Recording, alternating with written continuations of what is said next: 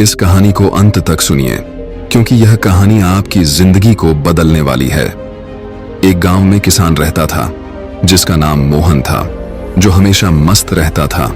उसके चेहरे पर कभी किसी बात की उदासी नहीं होती और न वह कभी चिंतित दिखता।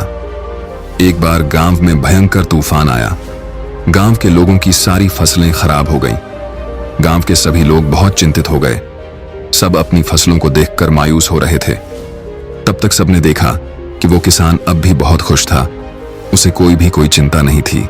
गांव लोगों ने मोहन से पूछा, क्या बात है मोहन, तेरी सारी फसलें खराब हो गई, तुझे अभी भी चिंता नहीं है, तू इतना खुश कैसे है? उसने कहा, इसमें उदास होने वाली क्या बात है? उसने कहा, चिंता छोड़ दो भाई, हमेशा मस्त रहना सीखो, हंसते रहना सीखो। गांव वाले बोले, इसमें भला मस्त रहने जैसा क्या है? कैसे हम मस्त रह सकते हैं?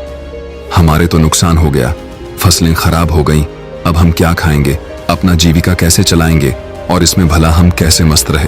अब तू ही बता, क्या तुझे कभी किसी बात की चिंता नहीं होती? तू हमेशा खुश कैसे रह लेता है? उसने कहा, अरे भाई चिंता छोड़ो, मस्त रहना सीखो।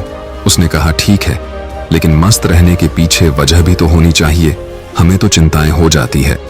उसने कहा, हर चीज की चिंता, जिम्मेदारियों को चिंता। हम बच्चे थोड़े हैं कि हमेशा खुश रहें। 15 साल के बाद उनको भी चिंताएं घेर लेती है। अब तो चिंता ही चिंता है। मेरे बच्चों को पढ़ाई की चिंता है, उनके करियर की चिंता है, उनके फ्यूचर की चिंता है।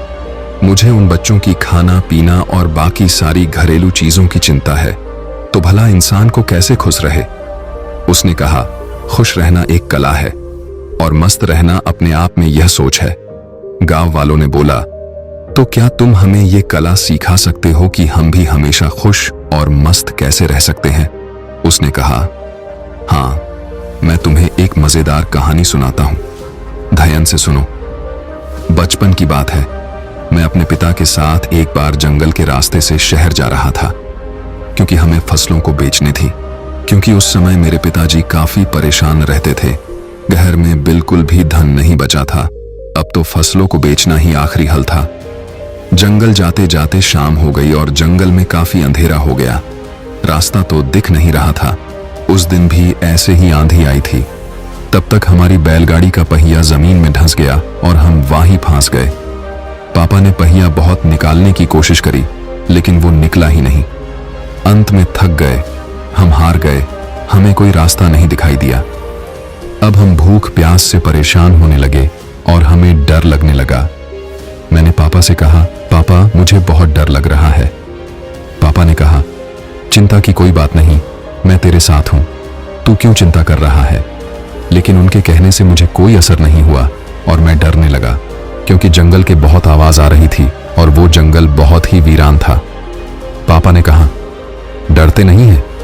काफी प्रयास करने बाद हमने फैसला किया कि आज रात हम यहीं बिताएंगे। सुबह जैसी होती है फिर हम बैलगाड़ी को निकालने की कोशिश करेंगे, फिर देखते हैं क्या कैसे करना है। लेकिन बात सुबह की नहीं थी। बात यह थी कि आखिर अब रात को खाएंगे क्या, क्योंकि हमारे पास जितना भोजन था हमने रास्ते में खत्म कर दिया था। हम दोनों बैठकर कुछ सोच ही रहे थे, तभी एक कुटिया दिखाई दी जिसमें से प्रकाश की रोशनी आ रही थी। पापा ने बोला, तुम यहीं पे रुककर आराम करो, मैं अभी कुछ देखता हूं, शायद कोई मदद के लिए उपाय मिल जाए। पापा फिर चले गए और मैं वहीं पे बैठ के डर के मारे रोने लगा। काफी देर बाद पापा एक महात्मा के साथ आते हुए दिखाई देते हैं। वो महात्मा बड़े ही दिव्य दिख रहे थे। फिर हम तीनों ने मिलकर जोर लगाया और बैलगाड़ी का पहिया उस गड्ढे से बाहर निकाल दिया और हमारी बैलगाड़ी बाहर निकल गई। पापा ने उस महात्मा का धन्यवाद किया और हम लोग आगे चल पड़े। उस महात्मा ने हमें कुछ खाने को भी दिया था। मैंने पापा के हाथ में एक कागज देखा। मैंने पूछा, वो क्या है? लेकिन पापा ने उसके बारे में कुछ भी नहीं बताया। अब हम आगे बढ़ चले। पापा ने बताया नहीं कि महात्मा ने हाथों में क्या दिया था। मैंने उनसे फिर पूछा कि पापा हाथ में क्या है? उन्होंने बोला, कुछ नहीं है, ये तेरे काम की चीज नहीं है। धीरे धीरे काफी समय गुजर गया और हम निकल गए। काफी वक्त गुजर जाने के बाद मैंने पापा से पूछा, पापा उस पत्र में ऐसा क्या था कि जो आप मुझे बताते नहीं हो? तब पिताजी ने कहा, जब मैं इस दुनिया में नहीं रहूं तो मेरे मरने के बाद तुम उस पर्चे को खोलना, लेकिन एक बात और याद रखना, उस पर लिखी बातों को तुम जीवन भर याद रखना और कभी भी भूलना मत। उसने कहा, ठीक है पापा। अब काफी समय गुजर गया। गांव के लोगों ने मोहन से पूछा, वो सब तो ठीक है, लेकिन हमें चिंता क्यों ना हो? हमें तो चिंता होगी ना, हमारी फसलें खराब हो गई। मोहन ने कहा, क्या तुम फसलों को ठीक कर सकते हो? उसने कहा, नहीं। मोहन ने पूछा, क्या तुम दिन को रात बना सकते हो? उसने कहा, नहीं। उसने पूछा, क्या तुम हवाओं को रोक सकते हो? उन्होंने कहा, नहीं। उसने फिर पूछा, क्या तुम बारिश करवा सकते हो? सबने कहा, नहीं भाई नहीं, हम कुछ नहीं करवा सकते, हम भगवान नहीं है। तो उसने कहा, जब तुम्हारे हाथ में कुछ है ही नहीं तो तुम भला चिंता करके क्या पाओगे?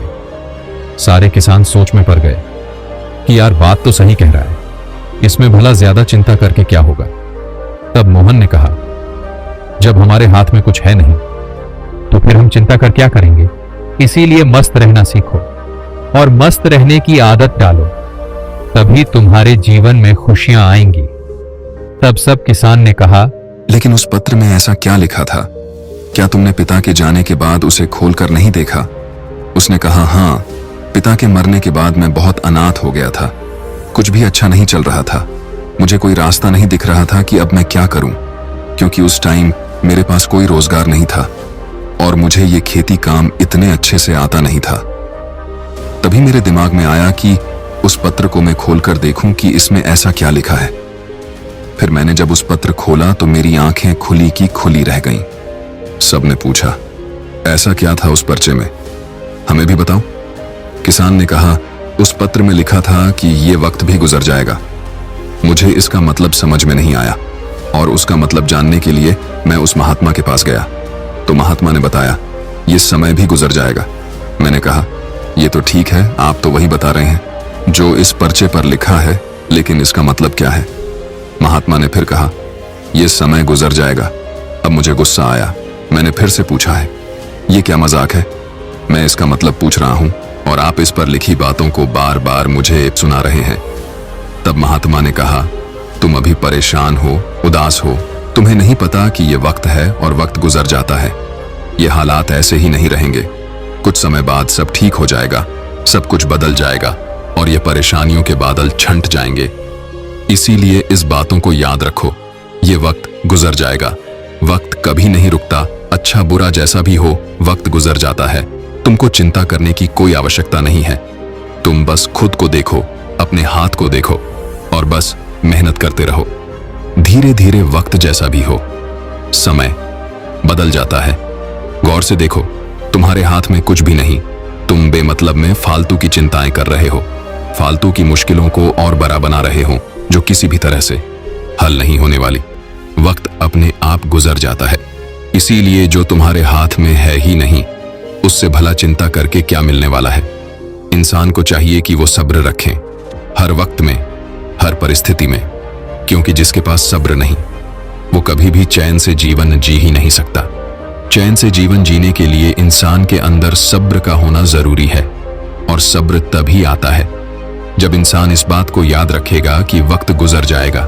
तब से मेरी जिंदगी बदल गई और मैं इस बातों को जीवन भर के लिए याद करके रख लिया। अब जो कुछ भी होता है मैं चिंता नहीं करता, बस मेहनत करता रहता हूँ, कोशिश करता हूँ चीजों को ठीक कर सको। लेकिन जो मेरे हाथ में है ही नहीं मैं उसको चिंता करके भला क्या करूं। इसीलिए मैं अब मस्त रहता हूं और लोगों से यही कहता हूं कि मस्त रहो, ज्यादा चिंता मत करो और ज्यादा सोचो मत। जीवन चल रहा है, जीवन गुजर रहा है और जीवन गुजर जाएगा। बाकी अगर ये कहानी आपको अच्छी लगी हो तो इस वीडियो को लाइक करें।